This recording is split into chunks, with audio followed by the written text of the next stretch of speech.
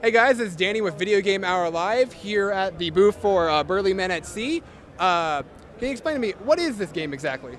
It's a folktale adventure about three large bearded fishermen. They go on an adventure at sea that involves a lot of elements of folklore and Scandinavian mythology, and you play as the storyteller. So you control the characters kind of indirectly and make choices that determine the outcome of a branching narrative. So you can play multiple times and get a very different experience.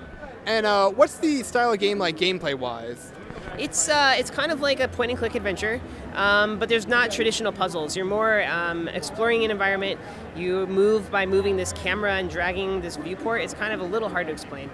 But we play a lot with storybook-driven narratives, and so some of the ways you move forward are manipulating this viewport in interesting ways that solve sort of puzzles. And so what platforms is it available on? This is on Mac and PC and iOS. And it's been greenlit for Steam. The game is not yet done, so it'll be releasing around the third quarter of this year. And so is it like a crowdfunding venture, or is it all just like you guys are putting like your all like what you guys have? Yeah, that's an interesting story. Mostly personal savings, sales from our first game, some retirement savings that I'm too young for. But we were also backed by Indie Fund, which is an independent game funding group. And how big is your guys' team?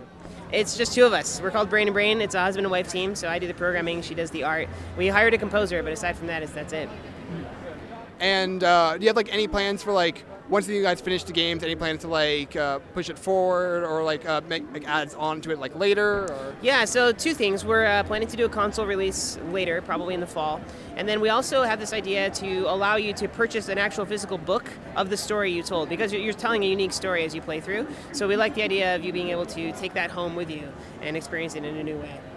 And I guess lastly, like what's one really really cool experience that like in this game you can find that you really can't, I guess, do anywhere else? You get to race in barrels against a creature called the Draug, which is kind of a Grim Reaper, except he's really depressed and hates his job. That's pretty great. Any plans for like, or idea of like when a release date would possibly be for? We're looking at the third quarter, so sometime between July and September. Awesome. That sounds great. Thank you. So, thank you.